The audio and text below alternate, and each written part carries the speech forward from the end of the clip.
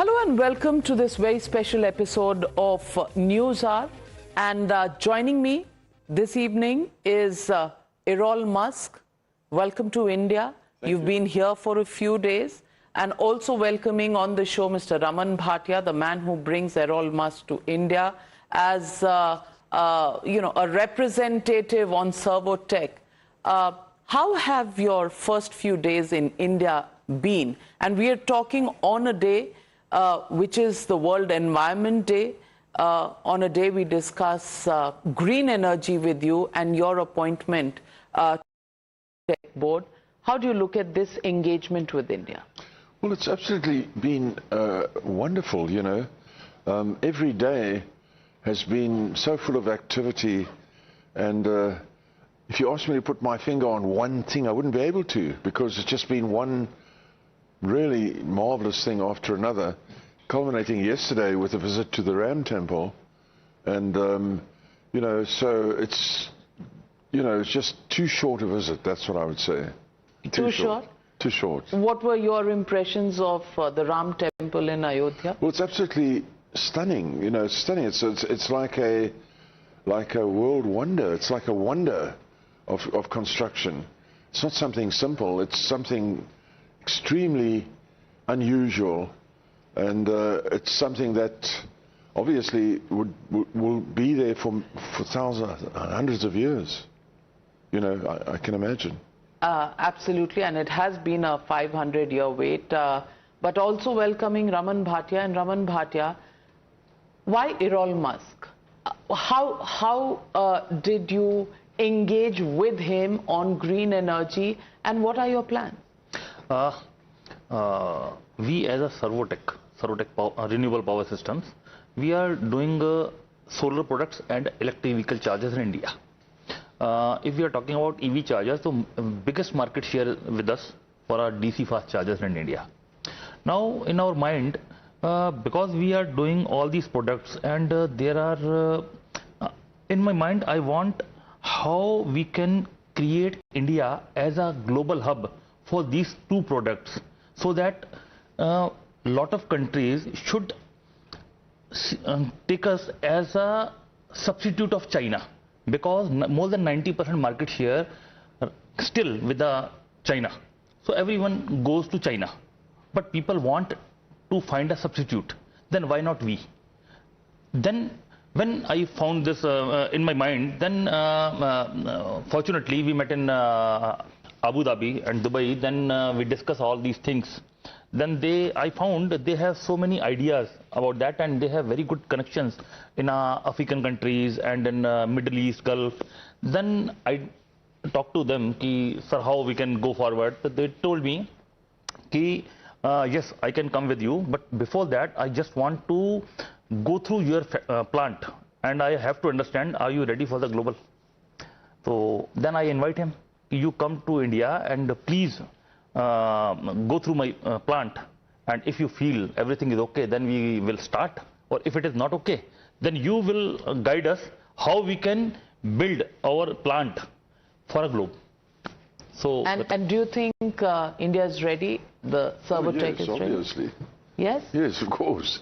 What do you think about the fact that India, as an aspirational country, wants to become a hub?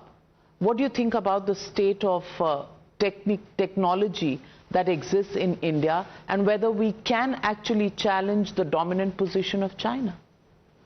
Well, you know, in the West, so-called, in my son's businesses, in businesses of my colleagues, there are unbelievable number of people from India in positions such as CEO. I mean, some of the top people I meet are expatriates from India in the West. So, you know, obviously the ability on the Indian side is there. I mean, you know, and it's a giant country.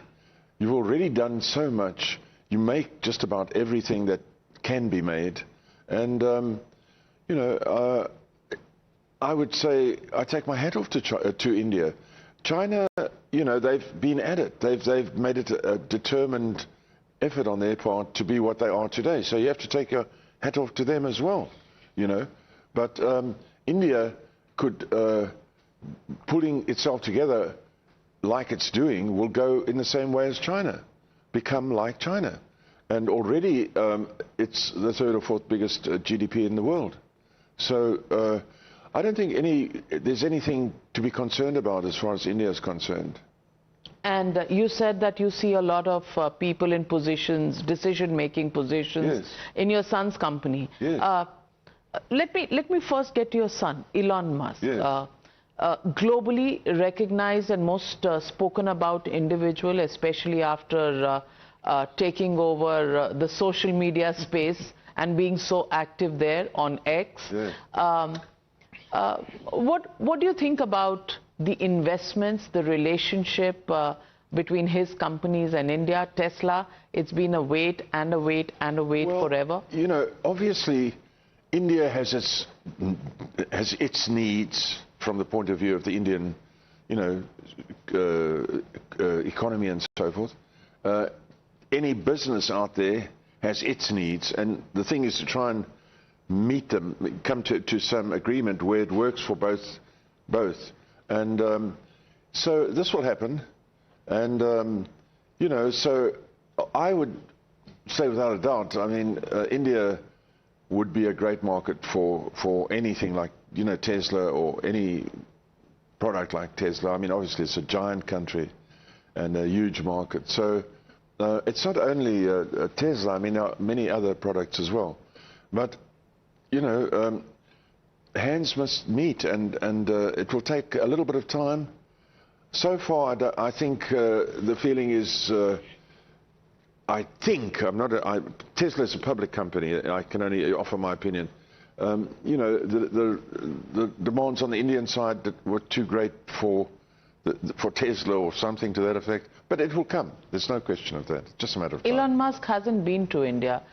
If you were to go back and if you were to have a discussion over a cup of coffee or maybe a drink, what would you tell him about India? Yes, well, I would tell him what I've just been saying to you. And he has been through India with me once when he was a boy, so a boy of 12. About 12? Yes, 12 years old. Okay, and what are your memories from that trip? We were a very short trip on our way through to further on. Yes, memories were good. You know, I used to take my children on trips when I was doing business around the world. So that from a very early age, you know, by the time all of the three of them were 12 or 13 years old, they'd seen most of the major capital cities in the world, or most of the major cities in the world. Yeah. Yeah. And any lasting impressions of what India was to you in your imagery in your mind from then? Yeah, I remember I was in the south, so it was very jungle, you know, like a very tropical climate. That's what I remember. It's very long ago. So it's 41 years ago, so quite a long time ago. But I remember it. You remember it? Yeah, of course, And do you think India has changed from your last visit? Well, obviously the whole world has changed. You know, it's not just India. I mean, yes, I think India is a sort of sleeping giant, you know, to my mind, or was, and it's now gathering itself to be one of the, you know, foremost communities in the world. So anybody can see that. That's, you know, plain as day. So yeah, no, I think the future looks great for India because you have such inspirational, such intensely interesting and interested people. They want to be part of everything, you know. So, yeah. Absolutely. And we say this, India, aspirational country. Is that the biggest selling point, Raman Bhatia? Only aspiration is not a selling point, I think. But yes, it can be a factor, one factor. What else do you think? Else, if we are talking about technology, if we are talking about innovations, so it should be a complete bouquet, right? But yes, if we are talking about the weightage, then yes, aspiration is a more weightage. So let me ask you, Errol Musk, as far as green technology is concerned, EVs are concerned, how do you look at the Indian market? Do you think in the years, in the decades to come, this will be absolutely a necessity for all countries to move towards greener technology? Yes. Look, there's no doubt about it. Electric cars are the future. So Servotech is at that cutting edge of providing, charging facilities for electric vehicles on a large basis, large scale. So yes, that's the future. Oil has had its day, and it really does boil down to a cleaner environment, and not only that, far better vehicles that are far easier to maintain, far easier to do a lot of things with, compared to boiling oils and boiling water and everything in front of you in a car engine. So that's dying out now, and so we are moving into a world of electric vehicles. There's no question about it. Let me also ask you, early involvement in SpaceX. I mean, Elon's interest in SpaceX. Did you see any early signs of him having a business mind? How did it work when you took your children to various parts of the world? Exposure, great, but yes, did you pick up something early on? Well, I gave them a lot of exposure, from when they were born, they were flying with me privately, in my own aircraft when I'm the pilot and so forth, and we flew to faraway places. So we did a lot of exploring around the world. I sort of opened their minds to all that kind of thing. At the same time, we are, as some people are inclined to music and art or something, we're very inclined to the tech world, technical stuff. So it's sort of come naturally to us, So I was born into the world of atomic energy and atomic bombs and Sputnik. So, I was born into a very exciting world, which I sort of conveyed to my children, and we spoke about it all the time. And we went to see the Smithsonian, as soon as we could, and all that sort of stuff. So yeah, I think in my world we put a lot of emphasis on that type of thing. And when they were kids, of course, they had hobbies like I did of making rockets, little toy rockets and stuff like that, almost getting all your hair burnt off and stuff. Did that happen? Oh yes, and your eyebrows, and your eyebrows, and your eyelashes. Yeah, that happened. So did Elon give you a hard time as a child trying to do those experiments? Well, I had to, I had to watch them. Technically, something they did that was pretty strange in a way was we put up a new shopping mall near our home in Pretoria, and I was called by the shopping people to come and sign an agreement that they'd entered into to put in a games video arcade. My two boys, when they were 17 and 16, they entered into an agreement with a shopping complex. And I nearly fell over when I saw that I was going to sign an agreement to pay for this thing for the next 5 years. So I backed out of it. But anyway, that's a longer story. But they were very upset about it. And, maybe I should have done it. But anyway, because I didn't, they in fact left the country and pursued their lives in America. In America. Yeah. You spent a lot of time, you said, with the children. Oh, yeah. Was it difficult to keep your business interests, your innovative spirit going, and having, No, when I was very, very active I'm a consulting engineer, so I was very, very active in the 70s and early 80s. When their mother and I decided to separate, the boys stayed with me, and my daughter went with her. We had two homes, one in Durban and one in Pretoria. So my wife moved to the one in Durban, and with my daughter, and I stayed in the one in Pretoria, and the boys stayed with me. And so I found that quickly found that it's not really good for me to be away all the time because as a single parent. So I actually, within about the first 2 or 3 years, I sold my practice to my engineers who were working for me. I actually gave it to them. And then I went and we set up a horse farm, and that's where I took the children to school and back every day until they finished school. So I was like an at-home father. But I was fortunate to be able to do that, you know. Wonderful. And how does it transform to an adult relationship with your son? Well, you know, we're a very close family. You know, as my daughter was telling people last night, you know, I think she was saying it, not tongue-in-cheek, but we die for each other, you know, that sort of thing. So, yeah, she said it, which there's a certain amount of truth in that. And, yeah, so we're a very close family. And there has been talk that I'm like estranged from Elon. Well, that's not really true. In early 2000s, Elon and Kimball, I have 2 sons, by the way, both equally successful, and both directors of Tesla, both directors of SpaceX. Anyway, in the early 2000s, they insisted that my second wife and our children should come to live in America because of the circumstances in South Africa. They felt we weren't safe. So after much pleading by them, we agreed. So we went over to live in America, and we stayed there for a couple of years. But my Afrikaans or South African Dutch wife found America not what she liked.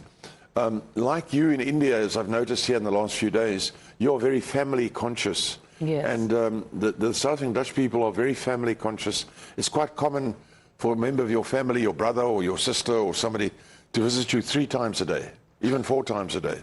And every time they come, you get asked, how are you doing? You know? Yes. And that's how the South African Dutch are. The Americans speak English, but they are not like that at all. They are workaholics, and they start their day working at 6 o'clock in the morning. They finish at 10 o'clock at night. They work on Saturdays and Sunday. If you're not in love with your job, you mustn't have that job. You must get another job. So America is different, very, very different. But you can see the results in America because they have great results. But as for family life, not much.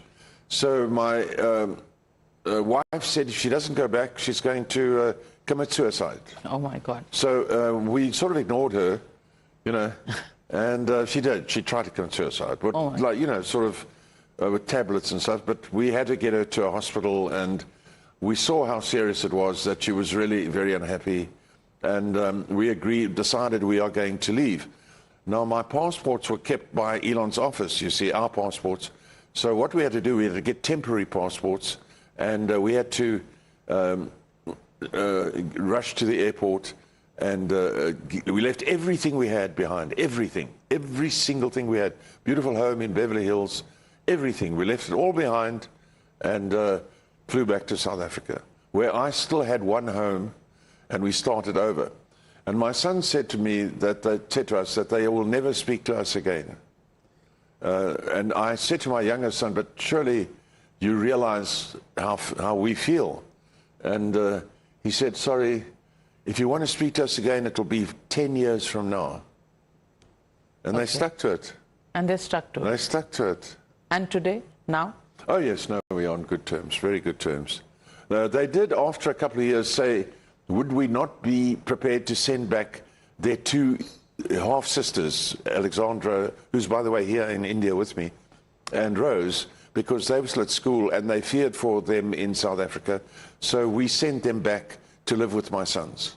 Okay. So they actually have Is it an easy relationship? Is it a warm relationship? It was always a very close relationship, intense relationship. You know, in their opinion, you do what, you know, they just took over. You do what we think is right, or it's a highway, you know, or something like that. Yeah. So anyway, but it's very good now. You and one statement now on SpaceX. Sorry? You told me during the SpaceX launch. Yes. He have given one statement about you.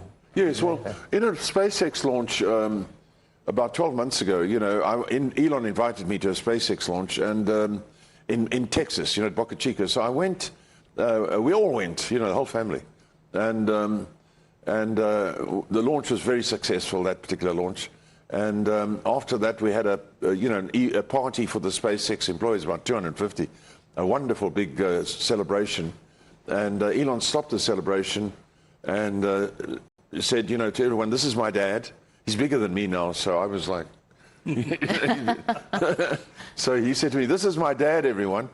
He taught me everything I know about engineering, which was a very nice thing for him to say. And I immediately said, no, you've taught yourself a lot. But, so that is the sort of situation we have at the moment. But were you surprised when he joined Trump in his government?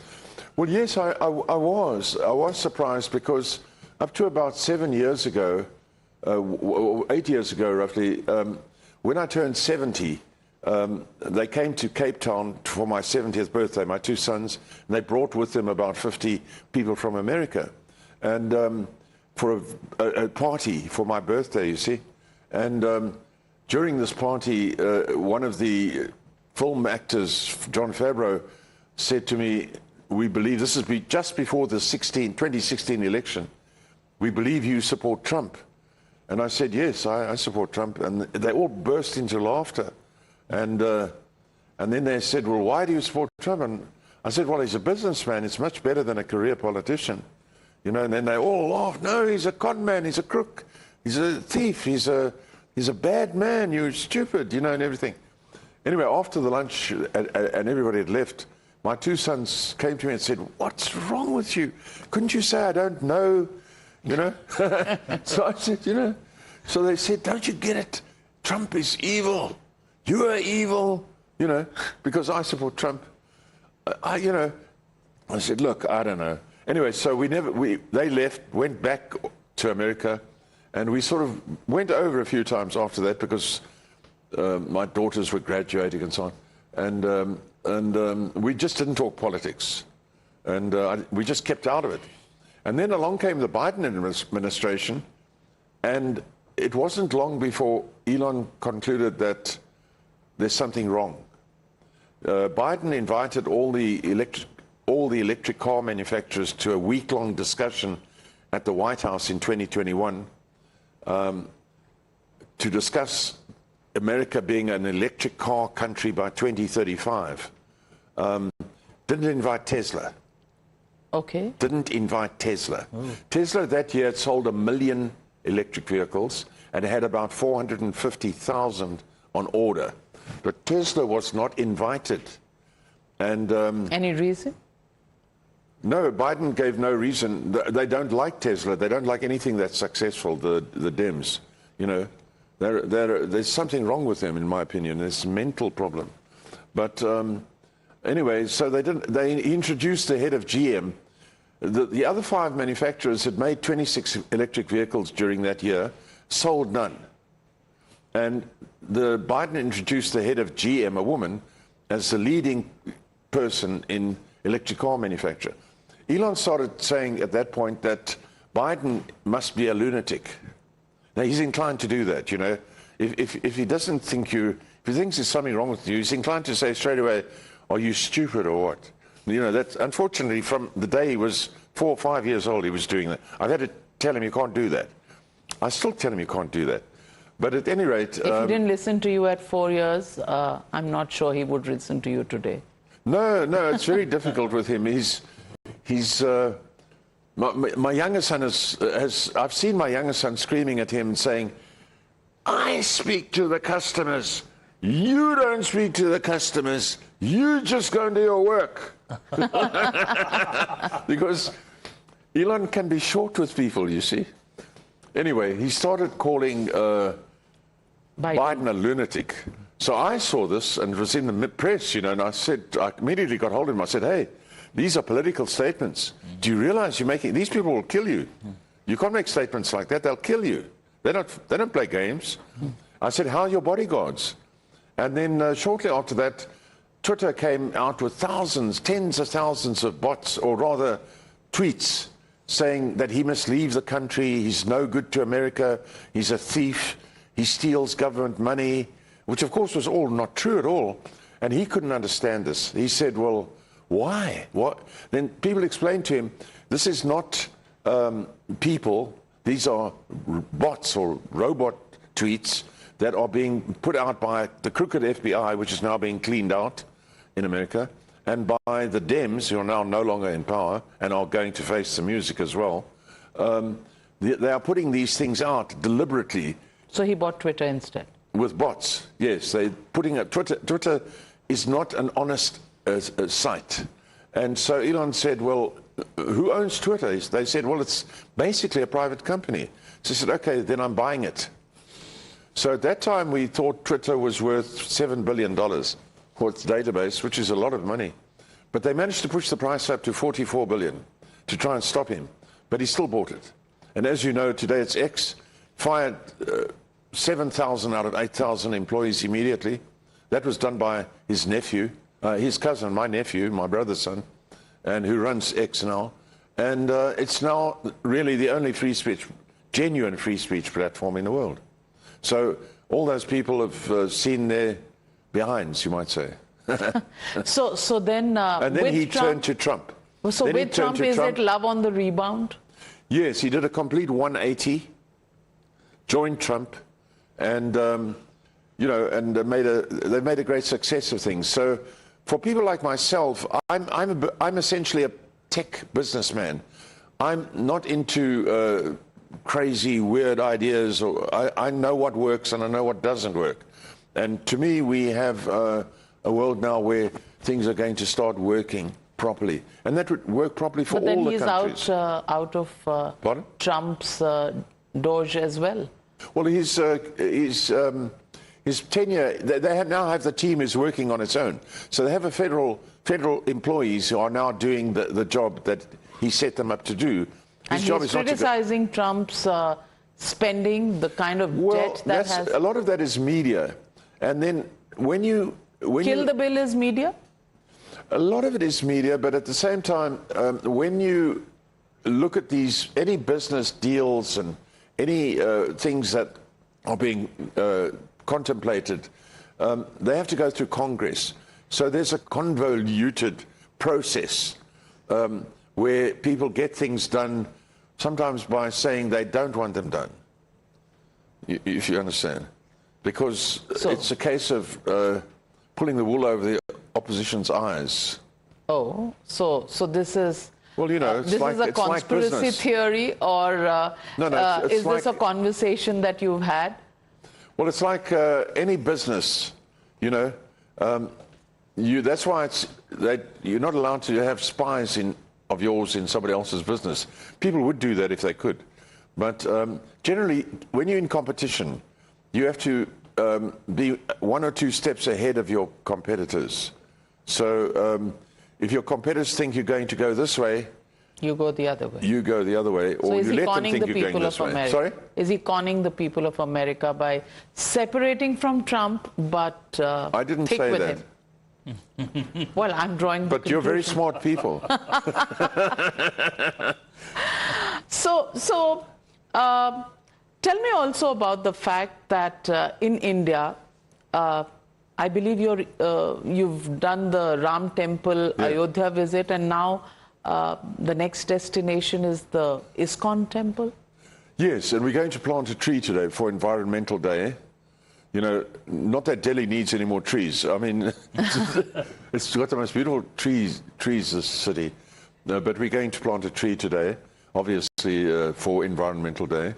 Yeah, it's a nice thing, and we will see this. But do you see something that attracts you to the Indian temples? Yes, yes. The Indian people, something in the West, so-called West, if you call it the West, the people have lost their beliefs not totally lost, but they aren't spiritual anymore. You know, people. You always get laughed at in the West today if you say somebody, when they say, I'm a very God-fearing person, and my children are too, and I believe in God, you know. And if you say that in the West, they sometimes think they make a joke of it or something like that. And if you, in the West, say, if you were to say, for example, on some issue, I would like to go and pray on it, they'll think, well, what's wrong with you, you know? But here, they would say, I will pray with you. Okay. Isn't that right? Absolutely. So we pray for the smallest possible thing. Yes. Raman Bhatia? Yeah. Yes. Yes. So, We pray that this interview would go well. We pray that Yeah, obviously, yeah. Yes. you know, my meeting will go Yes. well. So Yes, we pray for everything. yes. Everything. yes, exactly. And I say that to people in the West. We believe you know, in manifestation so much. I say that to people. They're actually saying that. They say to me, so you pray? I say, yes, I pray all the time. You know, if I'm in interviews, I've actually been in interviews where people have said to me, talked like this, and then I said, yes, I pray all the time. And then they said, when did you last pray? I said, I've been praying while we're having this meeting. That you don't cock it up. Day before yesterday, they have also visited electronic plant, electric vehicle chargers and solar inverters plant also, because there are technical, he's a technical So person. technology, science, and you know, religion and spiritualism. Yes. You don't think they are contradictory? No, no, not at all. No, no. No, we are all children of something much greater than what we are. And so we try our best to be part of that, I would imagine, you know. So I fully believe that. You know, Elon used to have a saying at university, there are no atheists at exam time. Exactly. Yes. No atheists at exam time. Maybe more result time. Oh, I don't know. But no atheists at exam time. So let me ask you. Yes, exam time brings me to the question of what the standoff between Trump and Harvard is all about. Do you think it's a good thing? Harvard under fire, Columbia under fire? Well, you know, the things they've been doing at these universities have been, in my opinion, they've lost their path. You know, they're moving into things that are politically fiery or something like that. And then, of course, Harvard had a principal who had plagiarized her thesis to become, you know, PhD. You don't want an institution like that to be besmirched like that.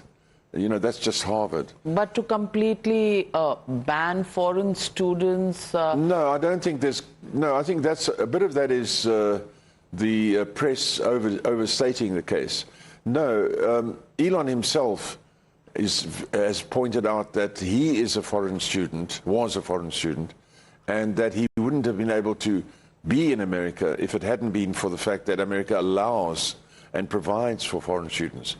What they are probably really aiming at is abuse of the system, you know, abuse of the system. So I wouldn't get too worried about that. Certainly, it's not going to change very much. The good students are going to still be able to go to all of these places. Columbia was becoming too anti-Semitic, as you probably know. I mean, there's reasons for everything. Both sides have an argument. But at the same time, you don't want to make an institution go one way or the other, you know, and that's what happens to free speech, for which 44 billion? Free speech, yes, but not to the extent that people are in danger and so forth, you know. You have to keep a little bit of law and order. A little bit of law and order, yes. Justified. So let me ask you a few things, you know, about your trip to India. What's your favorite Indian food? Well, I like the mutton curry. You know, I've had every day I've had mutton curry. Yes, mutton curry every day. Every day. Okay. No, I'm going to change, but today I'll still have mutton curry. You'll still. And what is the one Indian festival that you think you would want to celebrate with your family? Well, I don't know all the. I know the big one is Diwali. Yes. Yes. So I suppose that would be nice. That would be nice. Yes. If you could take Elon on a road trip anywhere in India, where would that be? I would really like to take him to where I was at the temple. I would like to take him, I suppose, to the Taj Mahal. Okay. You know, and I would like to. I'm very interested in the Himalayas area. You know, with the higher ground. up there. I like the idea of Kashmir. It's the history, the fascinating history, you know, and things like that. But there's not one place. I would like to see Mumbai, you know. I'd like to see Bhopal. I'd like to see all the places. Yeah. So India's growing on you. Yes, you know, I was fortunate enough to fly to the temple, so I was able to see quite a fair bit of the Indian landscape. You know, that was very nice, and you know, everything is. I'm impressed by how it's possible to provide electricity, water, good roads, and all the things that go with a community in a place as big as Delhi. It's just quite amazing to me as an engineer. The engineering side of it, I would like to spend a week with the people who run the city and explain to me how they do it. Because I don't know how they do it. And we are a large population. I just don't know how they do it. Yeah, it happens. It's called the Indian Jugaad. They must be brilliant, really. Have you explained to him what Jugaad means? We make just things happen. We don't have the best resources sometimes. You know, give us 2 wires and we'll probably just with those 2 wires make a good speaker system, make a good television. So that's called the Indian Jugaad. Yes. Things are not working, well, connect. Since the last 3 days, we are explaining them what is a Jugaad. Because we have done so many Jugaads for them. Amazing. What would you choose, paneer tikka or butter chicken? What's your pick for a Musk family dinner in India? Well, my kids are much more, they're much more, what do you call it, they're prepared to experiment more than me, you know. But, I know Elon loves Indian food, you see. Because I know that because he's taken me a lot of times to Indian restaurants. But, you know, the food that is easier, like I like the butter chicken, you know, it's simpler. And I was told it was Englishmen who figured that thing out or something at some stage. Not. Certainly not. Not. I was told yesterday that because it's cream or something, I don't know. Not. Anyway. A cream has been, you know, around in India as long as milk has been. No. Maybe I misunderstood, but anyway, or maybe it's a dish that appeals more. Yes. Or something. That's true. Have you heard any Indian songs, Bollywood songs? Oh, yeah, of course. Yeah? Yeah, you know, we have Bollywood in South Africa. Yeah. You know, we have a channel, Bollywood channel. Okay. Yes. And can you I've watched a few shows, quite a few shows. And can you hum a song? Because in Bollywood cinema is all about the songs and dance. In my head, but I'm not a good musician. I'm really lousy at music. But which one? No, I know, you know. Is that right? What's the one value or tradition in India that you think people in the West should have? Well, it's a very loving community. People seem to care about each other here a lot. There's no aggression. People seem very well disposed to each other all the time. I would like to see that spread to the West. You know, I've just come from London. I'd like to see that spread to London a bit, you know. Yeah, the English can be a little cold. And Raman Bhatia, you must be doing something very right. That he's seen the best side of India, caring people, not aggressive. He also loved cricket so much. So day before yesterday, bats and cricket balls. Yeah. In our plant. Yeah, we played some cricket there. Yes. Okay. Yeah. All right. You played cricket? Yeah. As a child, I played cricket. Of course, everybody played cricket. In South Africa, yes, no, not in America. No, everybody in he talked to every me single about person. Suryavanshi, that 14 years guy. Okay. Yes. Talked to me about them. Then he told me I want to play some cricket. Cricket. Amazing. What's the most surprising, amazing thing about India that you learned after you visited? Well, I mean, you know, there's so many. I wouldn't be able to point at anything particular. I mean, I was immediately struck by the beauty of the Delhi airport. Delhi's airport, beautiful. I was really impressed by that. You know, it was beautiful, and so I can't say this or that. You know, I suppose as an engineer, I'm impressed by the the size of the city, and as I said a few minutes ago, the ability to provide services to so many people. You know, it's a boring subject for a lot of people, but for me as an engineer, that was my world, is providing these kind of services to the community. And how they managed to do it for so many people so well is amazing, absolutely amazing. What's the most exciting thing in the tech field about India? Well, you know, there's so many things. You know, India's launched satellites. There's so many things that have been done here, you know. But if I just take Servotech, for example, their factory is very beautiful, very clean, very thorough, and producing numbers of charging stations and such like at a phenomenal rate. And so, you know, obviously, you know, one is immediately impressed, you know, so much so you think, I'd like to find, I said to Raman, find me a spot there, I'd like to join. Yeah. We're getting this thing going. Would you recommend a visit to India to Elon? Oh, of course, absolutely. Yeah, I already have, actually. You have? Yes, yes. And what was his response? Oh, my son's never, well, with me it's yes, no, maybe. Yeah? So was it a yes or a no or a maybe? I haven't heard back yet from them, because I've only been here 2 or 3 days. But no, you know, they listen to me. The daughters are very quick to come back to me, you know. So, as you probably know, the girls talk to their parents. The boys only if they have to. Only if they have to, absolutely. So, how would you describe Elon in 3 words? Very energetic. Energetic, always interested in everything around him, and a good person. Good person? Very good person. Really? Oh, yes. And if you were to give him one piece of advice, what would you tell him?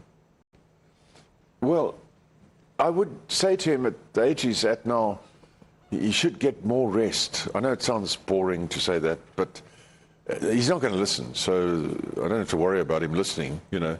For him, rest would be 2 days, and that would be too long. But, yeah, I would say, you know, try and get some rest. You know, come to India, take a break. Not going to do it. Not going to do it. Well, let me also ask you. You've been a politician as well. What do you think about Trump's comments about genocide against whites in South Africa, and Elon's own comments about discriminatory laws there? Well, yes. The things that Trump did were very good for the small community. Oddly enough, in South Africa, about 10% of the population, or maybe 8% of the population, is made up of people from Europe and people from India. That small 8%, the European or white and the Indians, employ the entire country apart from outside of government. So all employment in South Africa is provided by the previously European community and previously Indian community, which are now Indian South Africans and, you know, European South Africans. They employ the rest of the country. So if you just look at it from that point of view, then you've got these actual murders that are taking place, not politically motivated, but more because with the government that we've got, most of the government departments have stopped functioning. We don't have a police force anymore. So there's no effective police. So a lot of the people that are being killed in the rural areas are being killed gruesomely by opportunistic robbers. You know what I mean? Who see soft targets. And so, you know, several thousand have been, ordinary people have been killed simply because they're a soft target and there's no police.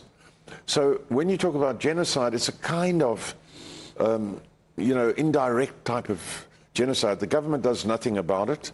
In fact, elements of the government call for it. Kill the farmers, kill the farmers, kill the farmers. They teach the children that at school. Kill the farmers, kill the farmers. Teach the children that at school. So, you know, it's a dynamic situation in South Africa. And nobody's happy with the situation. And Trump, I have to be armed all the time. when people... Are you carrying a... No, in South Africa. Just... People are all, you know, most of the men are armed. You have to be. My house is surrounded by electric fences, razor wire, and so forth. We have 3 private police forces that patrol our town. This is the way it is in South Africa. So Trump exposed it, you see. The black government officials went there thinking they were going to get more money from the stupid Americans. Instead, they got the video that they saw. Yeah. And it is bad in South Africa. So it's not... He's not far from the truth. Sorry? He's not far from the truth. No, not at all. And what do you think about the leadership in India? In India? Oh, Prime very good. Minister Modi. Yeah, I always...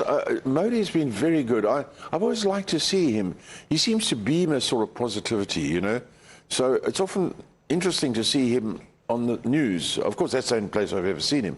But I've kind of indirectly picked up he's worth listening to, you know. Yeah, a good man. Very good man, I think. Yeah. Okay. And since you have a political background, do you follow any of the politics in India? Oh, no, I wouldn't know too much of the politics, of the internal politics. I have learned that there are 32 states, and each state has its own chief minister, and everybody's violently independent of one another, you know, or rather, let's put it this way, viciously independent of one another, and all claiming that they're better than everybody else, which is great, and so forth. So, yeah, I think it's a great setup. It's a great setup. It's a great setup. So, Raman Bhatia, when are you getting Errol Musk back to India? Very soon. Well, as soon as possible, I imagine. Yeah. Because we are coming with one new plant in Abu Dhabi or any GCC country. We are going to establish that plant also with the help of Mr. Musk. And we are wanting to start globally soon. Okay, so it's been a pleasure speaking with you. Thank you very much, Raman Bhatia. And we look forward to more of Indian companies, more partnerships, and a great way forward for tech and for a safe and better environment. Thank you very much, Mr. Musk, Mr. Bhatia, for joining. Namaskar. Namaste.